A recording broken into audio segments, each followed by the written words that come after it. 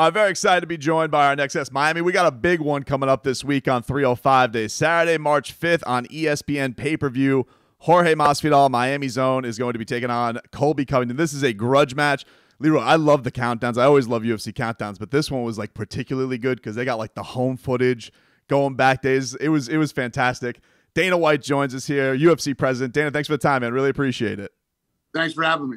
That countdown, do you think that's one of the best you guys have done? Because that, like, it was almost like a movie watching just the story arc of these guys to get to Saturday night.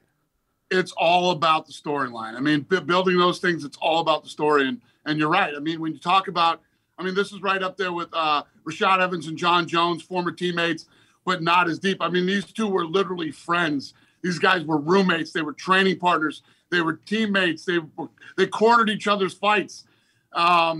It doesn't get any better than this one.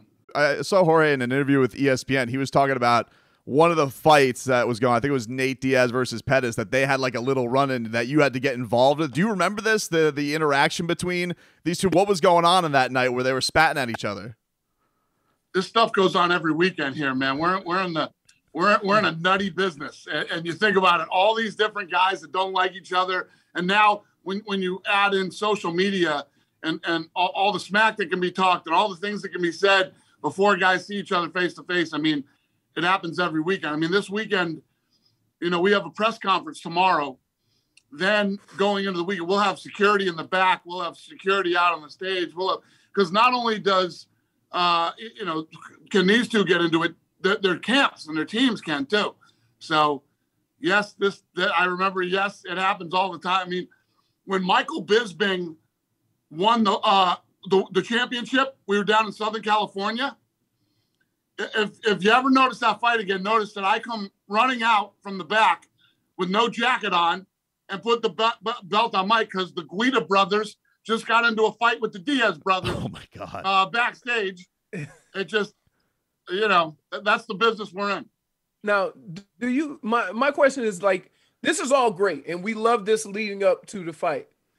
Do you ever have to step in and say, guys, come on? Because it happens all the time, like you say, but do you ever feel the need to have to step in and kind of rein it in to some extent?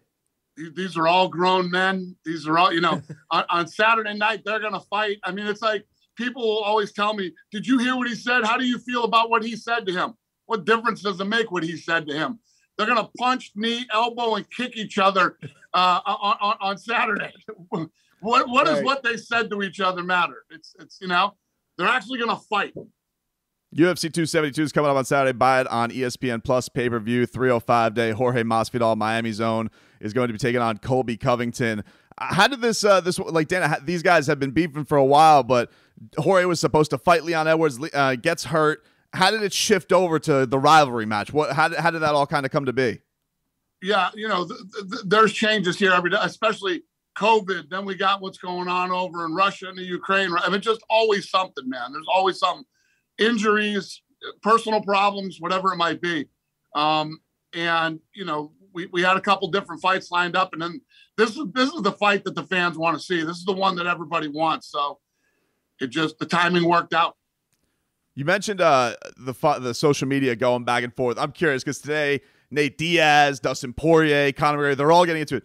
Do you have this monitored all day? Like, do you have to hear all day from your media department, well, today Nate Diaz and Conor and Dustin got into it again, so that's what's buzzing today?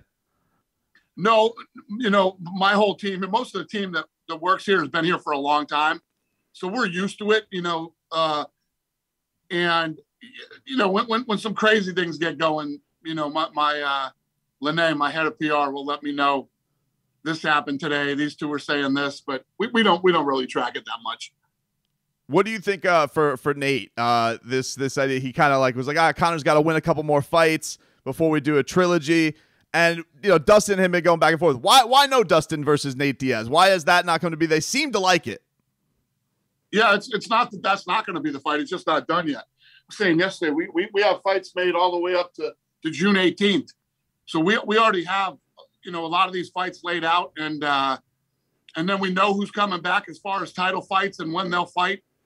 So it's not that it's not going to happen. It's just a matter of when. For the stakes on Saturday, do you see it because both the guys have lost to Usman twice, although him and Colby was so back and forth and so close? Do you see that this is still a number one contender fight for both, or maybe more so for Colby? What do you see as the stakes of this, other than just being an awesome grudge match we're looking forward to? Yeah, I don't know. I don't know if I would call it a number one contender spot for either guy, but obviously for Colby, he's the number one ranked guy in the world. So holding that spot's important. And for Jorge, take out all the personal stuff. Professionally, if you look at it, this is a big fight for Masvidal.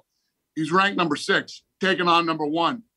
He wins this fight. It's a real big deal. And then for Colby, he would settle the score with Jorge, the bad blood, whatever you want to call it. And then he's going to have to figure out what he thinks he wants to do next. Does he go up? Does he go down? Does he, I don't know. Yeah, I wanted to ask you, he mentioned a little bit the interest to go to middleweight. How much does that intrigue you, the idea of Colby, who is absolutely fantastic, razor thin, not the number 1 welterweight in the world, maybe going up and challenging a guy? I think he seems like he's looking for somebody maybe after Cannonier. Yeah, I like it. He takes on like a Whitaker Cannonier and wins. Yeah. Now, Dana, do you ask, like, when you're figuring out the matchups and stuff like that, and you see maybe a guy is ready, do you maybe ask them to move up, or do they determine, or they come to you and say, I want to move up? Yeah, the only guys that we would tell to move up are guys that have trouble making weight. If you have trouble making weight and you can't make it, we'll tell you you're moving up. Other than that, we don't mess with these guys. We let them, feel comfortable at where they feel like they should fight. 100%. I wanted to ask you this, Dana. So this week, baseball, they canceled some games. And I remember during the pandemic, you were talking about how a lot of leagues were looking to you guys, how you were handling that type of stuff. How much are you fascinated with what's going on with other leagues when you see, because like it's all revenue, you guys are all going for the streaming stuff. When you see baseball in a spot where they're stopping, like, do you notice that as somebody who runs an organization? Like, how much interest do you have in something like that? Yeah, I was working out this morning and saw it on SportsCenter, and it's crazy, man. It's crazy. Listen, I don't want to start jumping in the back of other people. But let me tell you what. If I have to cancel an event, I'd rather kill myself than cancel an event. Believe me, we will do everything in our power to not cancel an event. Because you're a guy who you basically took over combat sports. Like there was a fossilized way of boxing, which I still like boxing. There's good matches every now and then, but you guys definitely revolutionized what combat sports and how fans consume it today. How would Dana White fix baseball? Like it looks like it's going the way of boxing, like antiquated. They don't seem in touch. Would you look at something like that and say, like, I got ideas on how I would make that better? No, listen, I stay in my lane, man. I know the fight game. I know the fight business. It's like they always tell me, because Goodell is so hated. People always ask me about Goodell and would I want to jump in and take over. I wouldn't touch the NFL with a 10-foot pole. And listen, the NFL keeps going like this financially and as far as the numbers go. This last season, I know you asked me about baseball. Sorry, I dove into football here. Because that's the one everybody usually asks me about. And their numbers continue to go up financially. And, this last year was some of the best football anybody's ever seen. It was incredible. Is that the best playoffs you've seen in a long time? Insane. It was awesome. So when you say the guy's doing a bad job, it's not true. It's not true that you might not like him. You might hate him. You might not like a few decisions he's made. But football's doing just fine. Talking to Dana White, you guys can catch UFC 272. Jorge Masvidal, Miami Zone, is taking on Colby Covington, who trains down here at MMA Masters. Buy it on ESPN Plus pay-per-view this Saturday, March 5th, 305 day. It's going down. Dana, before we get you out here, I saw Khabib. He is running his little promotion. It is headquartered down here. And I saw him, he was cage side with you for a fight recently. He said he wanted to go to you for advice. What advice did you give Khabib about promoting it and running his own show? Well, we went out to dinner one night. And listen, it's one of those things when you go from the fight side to the promotion side, it's night and day. And these guys think that it's like saying that I could go run the NFL or Major League Baseball. It's just, you don't know till you know. When you're in it and you start to figure out all the things that can happen, like we were just talking earlier about canceling fights. Dos Anjos, Fiziev. Rafael Dos Anjos is the co-main event Saturday. His opponent fell out, right? We got Moicano in there now. I mean, that's an unbelievable fight. That fight's going to be a war. You know, to be able to do that on 5 days' notice, not many people can do it. So that's what makes us better than everybody else. We lose a really great fight, and most of the time we end up making a better one.